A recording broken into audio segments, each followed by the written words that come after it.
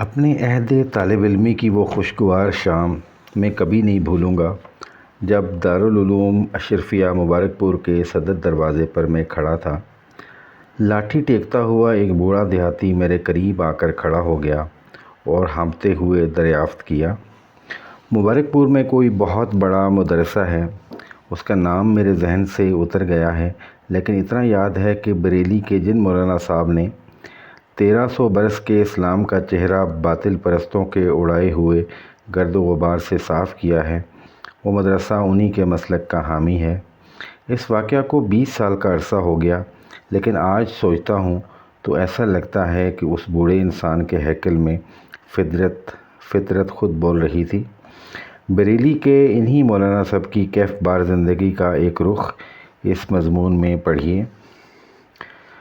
پرانے شہر بریلی کے ایک محلہ میں آج صبح ہی سے ہر طرف چہل پہل تھی۔ دلوں کی سرزمین پر عشق رسالت کا کیف و سرور کالی گھٹاؤں کی طرح برس رہا تھا۔ بام و در کی آرائش، گلی کوچوں کا نکھار، راہ گزاروں کی صفائی اور دور دور تک رنگین جھنڈیوں کی بہار ہر گزرنے والوں کو اپنی طرف متوجہ کر رہی تھی۔ بالآخر چلتے چلتے ایک راہگیر نے دریافت کیا، آج یہاں کیا ہونے والا ہے؟ کسی نے جواب دیا، دنیا اسلام کی عظیم ترین شخصیت، دین کے مجدد اہل سنت کے امام، عشق رسالت کے گنج گراں مایہ اعلیٰ حضرت فاضل بریلوی آج یہاں تشریف لانے والے ہیں۔ انہی کے خیر مقدم میں یہ سارا اہتمام ہو رہا ہے۔ پھر اس نے فوراً ہی دوسرا سوال کیا، کہاں سے تشریف لائیں گے وہ؟ کسی نے جلدی سے گزرتے ہوئے جواب دیا، اسی شہر کے محلہ سوداگراں سے۔ جواب سن کر وہ حیرت سے منہ تکتا رہ گیا، دیر تک کھڑا سوچتا رہا۔ آنے والا اسی شہر سے آ رہا ہے، وہ آنا چاہے تو ہر صبح و شام آ سکتا ہے، مسافت بھی کچھ اتنی طویل نہیں ہے کہ وہاں سے آنے والے کو کوئی خاص اہمیت دی جائے اور ایک نعمت غیر مترقبہ سمجھ کر اس کے خیر مقدم کا شاندار اہتمام کیا جائے۔ آخر لوگوں کے سامنے اپنے دل کی اس خلش کا اظہار کیے بغیر اس سے رہا نہ گیا۔ ایک بوڑھے آدمی نے ناصحانہ انداز میں اسے جواب دیا، بھائی پہلے تو یہ سمجھ لو کہ وہ آنے والا کس حیثیت کا ہے، کس شان کی اس کی ہستی ہے۔ اعزاز و اکرام کی بنیاد مسافت کے قرب و بعد پر نہیں ہے، شخصیت کی جلالت شان اور فضل و کمال کی برتری پر ہے۔ آنے والے مہمان کی زندگی یہ ہے کہ وہ اپنے دولت کدے سے نکل کر یا تو فرائض بندگی کے لیے خدا خانے میں جاتا ہے یا پھر جذبہ عشق کی تپش بڑھ جاتی ہے تو دیار حبیب کا سفر کرتا ہے۔ اس کے علاوہ اس کی شام و سحر اور شب و روز کا ایک ایک لمحہ دینی مہمات میں اس درجہ مصروف ہے کہ نگاہ اٹھا کر دیکھنے کی بھی اسے مہلت نہیں ملتی۔ اس کے حریم دل پر ہر وقت عشق بے نیاز کا پہرہ کھڑا رہتا ہے۔ ہزار انداز دل ربائی پر آج تک خیال غیر کو باریابی کی اجازت نہیں مل سکی ہے۔ اس کی نوک قلم کا ایک ایک قطرہ فکر و اعتقاد کی جنتوں میں کوثر و تسنیم کی طرح بہہ رہا ہے۔ اس کے خون جگر کی سرخی سے ویرانوں میں دین کے گلشن لہلہا اٹھے ہیں۔ اس کے عرفان و آگہی کے داستان چمن چمن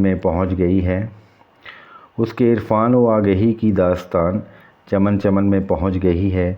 اور لوح قرطاس سے گزر کر اب اس کے علم و دانش کا چراغ کشور دل کے شبستانوں میں جل رہا ہے۔ عشق و ایمان کی روح اس کے وجود کی رگ رگ میں اس طرح رچ بس گئی ہے کہ اپنے محبوب کی شوکت جمال کے لیے وہ ہر وقت بے چین رہتا ہے۔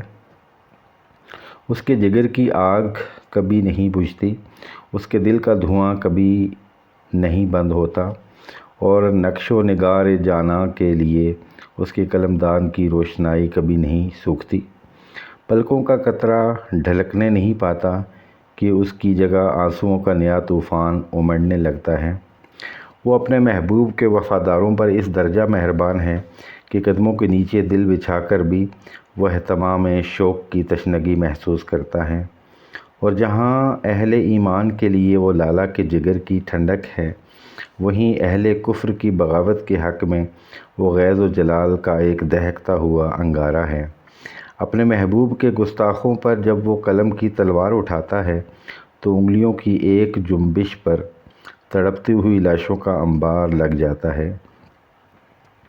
باطل کے جگر میں اس کے نشتر کا ڈالا ہوا شگاف زندگی کی آخری ہچکیوں تک مندمل نہیں ہوتا۔ اور سن لو، وہ اپنے خون کے پیاسوں کو بھی معاف کر سکتا ہے، لیکن محبوب کی حرمت سے کھیلنے والوں کے لیے اس کے ہاں صلح و درگزر کی کوئی گنجائش نہیں ہے۔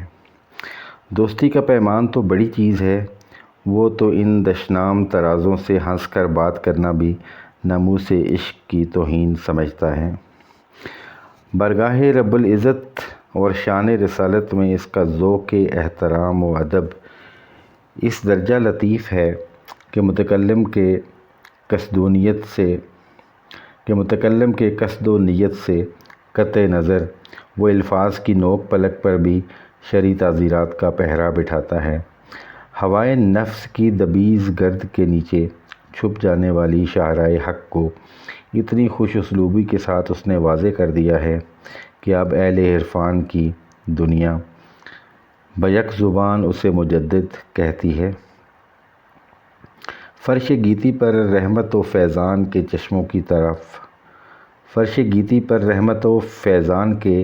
چشموں کی طرف بڑھنے والوں کے لیے اب درمیان میں کوئی دیوار حائل نہیں ہے۔ طلسم فریب کی وہ ساری فصیلیں ٹوٹ کر گر گئی ہیں جو شیاطین کی سربراہی میں جادہ عشق کے مسافروں کو واپس لوٹانے کے لیے کھڑی کی گئی تھیں۔ اس کے فکر و نظر کی اصابت، علم و فن کا تبحر، فضل و کمال کی انفرادیت، شریعت و تقویٰ کا التزام، مجدد شرف کی برتری، تجدید و ارشاد کا منصب، امامت اور دین کے فروغ کے لیے اس کے دل کا عشق و اخلاص سارے عرب و عجم نے تسلیم کر لیا ہے۔ وہ اپنے زمانے کا بہت بڑا سخنور بھی ہے، لیکن آج تک کبھی اس کی زبان اہل دنیا کی منقبت سے آلودہ نہیں ہوئی۔ وہ بھری کائنات میں صرف اپنے محبوب مجتبیٰ صلی اللہ علیہ وآلہ وسلم کی مدح سرائی سے شاد کام رہتا ہے۔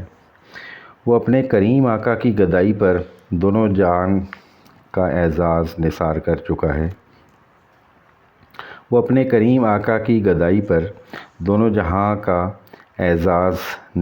چکا ہے۔ دنیا کے ارباب ریاست صرف اس آرزو میں بارہا اس کی چوکھٹ تک آئے کہ اپنے حضور میں صرف باریاب ہونے کی اجازت دے دے، لیکن زمانہ شاہد ہے کہ ہر بار انہیں شکستہ خاطر ہو کر واپس لوٹنا پڑا۔ بوڑھے آدمی نے جذباتی انداز میں اپنی گفتگو کا سلسلہ جاری رکھتے ہوئے کہا، اب تم ہی بتاؤ کہ اپنے وقت کی اتنی عظیم و برتر شخصیت، جس کی دینی و علمی شوکتوں کا پرچم عرب و عجم میں لہرا رہا ہے اور جسے عشق مصطفیٰ کی وارفتگی نے دونوں جہاں سے چھین لیا ہے، آج اگر وہ یہاں قدم رنجہ فرمانے کے لیے مائل بکرم ہیں تو کیا یہ ہماری قسمتوں کی معراج نہیں ہے؟ پھر اگر ہم اس کے خیر مقدم کے لیے اپنے دلوں کا فرش بچھا رہے ہیں تو اپنے جذبہ شوق کے اظہار کے لیے اس سے زیادہ خوشگوار جنون انگیز موسم اور کیا ہو سکتا ہے؟ بوڑھے آدمی کی طویل گفتگو ختم ہونے کے بعد اجنبی راہگیر کے چہرے کا اتار چڑھاؤ حیرت و مسرت کے گہرے تاثرات کی نشاندہی کر رہا تھا۔ امام اہل سنت کی سواری کے لیے پالکی دروازے پر لگا دی گئی تھی۔ سینکڑوں مشتاقان دید انتظار میں کھڑے تھے۔ وضو سے فارغ ہو کر کپڑے زیب تن فرمائے، عمامہ باندھا اور عالمانہ وقار کے ساتھ باہر تشریف لائے۔ چہرہ انور سے فضل و تقویٰ کی کرن پھوٹ رہی تھی۔ شب بیدار آنکھوں سے فرشتوں کا تقدس برس رہا تھا۔ طلعت جمال کی دلکشی سے مجمع پر ایک رقت انگیز بے خودی کا عالم طاری تھا۔ گویا پروانوں کے ہجوم میں ایک شمع فروزاں مسکرا رہی تھی اور عندلیبان شوق کی انجمن میں ایک گل رعنا کھلا ہوا تھا۔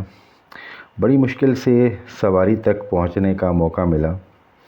پابوسی کا سلسلہ ختم ہونے کے بعد کہاروں نے پالکی اٹھائی اور آگے پیچھے دائیں بائیں نیازمندوں کی بھیڑ ہمراہ چل رہی تھی۔ پالکی لے کر تھوڑی دور ہی چلے تھے کہ امام اہل سنت نے آواز دی، پالکی روک دو۔ حکم کے مطابق پالکی رکھ دی گئی۔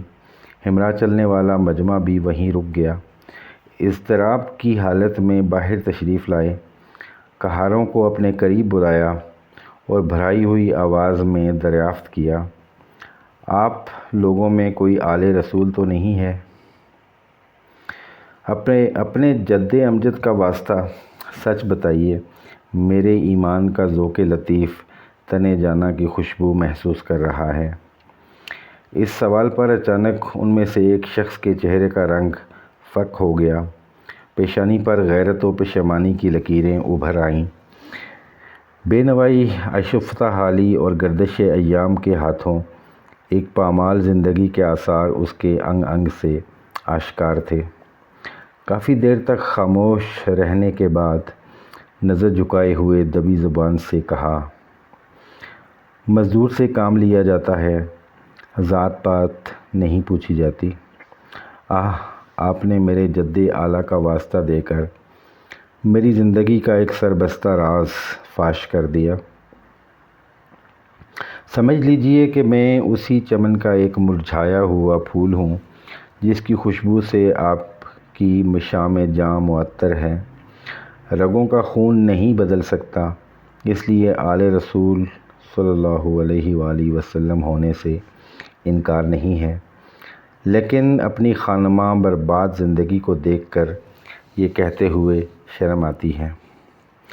چند مہینے سے آپ کے اس شہر میں آیا ہوں، کوئی ہنر نہیں جانتا کہ اسے اپنا ذریعہ معاش بناؤں، کوئی ہنر نہیں جانتا کہ اسے اپنا ذریعہ معاش بناؤں۔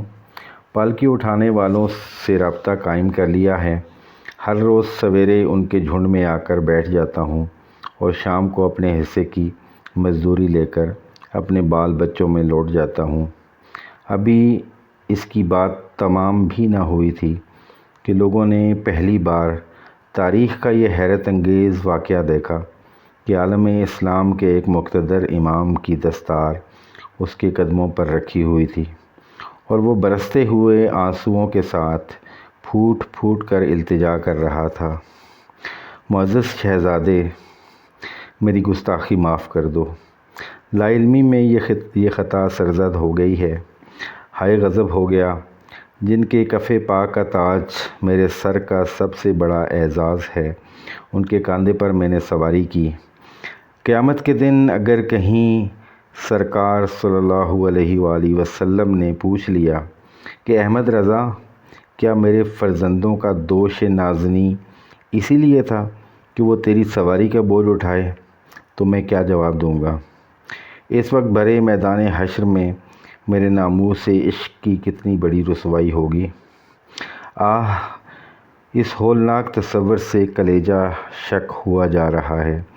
دیکھنے والوں کا بیان ہے کہ جس طرح ایک عاشق دلگیر روٹھے ہوئے محبوب کو مناتا ہے، بالکل اسی انداز میں وقت کا ایک عظیم المرتبت امام اس کی منت و سماجت کرتا رہا اور لوگ پھٹی آنکھوں سے عشق کی ناز برداریوں کا یہ رقت انگیز تماشا دیکھتے رہے، یہاں تک کہ کئی بار زبان سے معاف کر دینے کا اقرار کرا لینے کے بعد امام اہل سنت نے پھر اپنی ایک آخری التجائے شوق پیش کی۔ چونکہ راہ عشق میں خون جگر سے زیادہ وجاہت و ناموس کی قربانی عزیز ہے، اس لیے لاشعوری کی اس تقصیر کا کفارہ جب ہی ادا ہوگا کہ اب تم پالکی میں بیٹھو اور میں اسے اپنے کندھے پر اٹھاؤں۔ اس التجا پر جذبات کے تلاطم سے لوگوں کے دل دہل گئے۔ وفور اثر سے فضا میں چیخیں بلند ہو گئیں۔ ہزار انکار کے باوجود آخر سید زادہ کو عشق جنوں خیز کی ضد پوری کرنی پڑی۔ آہ وہ منظر کتنا رقت انگیز اور دل گداز تھا جب اہل سنت کا جلیل القدر امام قہروں کی قطار سے لگ کر اپنے علم و فضل، جبہ و دستار اور اپنی عالمگیر شہرت کا سارا اعزاز خوشنودی حبیب کے لیے ایک گمنام مزدور کے قدموں پر نثار کر رہا تھا۔ شوکت عشق کا یہ ایمان افروز نظارہ دیکھ کر پتھروں کے دل پگھل گئے، قدورتوں کا غبار چھٹ گیا، غفلتوں کی آنکھ کھل گئی اور دشمنوں کو بھی مان لینا پڑا کہ آل رسول صلی اللہ علیہ وآلہ وسلم کے ساتھ جس کے دل کی عقیدت و اخلاص کا یہ عالم ہے، رسول کے ساتھ اس کی وارفتگی کا اندازہ کون لگا سکتا ہے۔ اہل انصاف کو اس حقیقت کے اعتراف میں کوئی تأمل نہیں ہوا کہ نجد سے لے کر سہارنپور تک رسول کے گستاخوں کے خلاف احمد رضا کی برہمی قطعاً حق بجانب ہے۔ صحرائے عشق کے روٹھے ہوئے دیوانے کو اب کوئی نہیں منا سکتا۔ وفا پیشہ دل کا یہ غیظ ایمان کا بخشا ہوا ہے، نفسانی ہیجان کی پیداوار نہیں ہے۔ ان کے عطر بوئے گریباں سے مست گل ہے، ان کے عطر بوئے گریباں سے مست گل، گل سے چمن، چمن سے صبا اور صبا سے ہم۔ اللہ تعالیٰ امام اہل سنت پر کروڑوں رحمتیں نازل فرمائے، آمین۔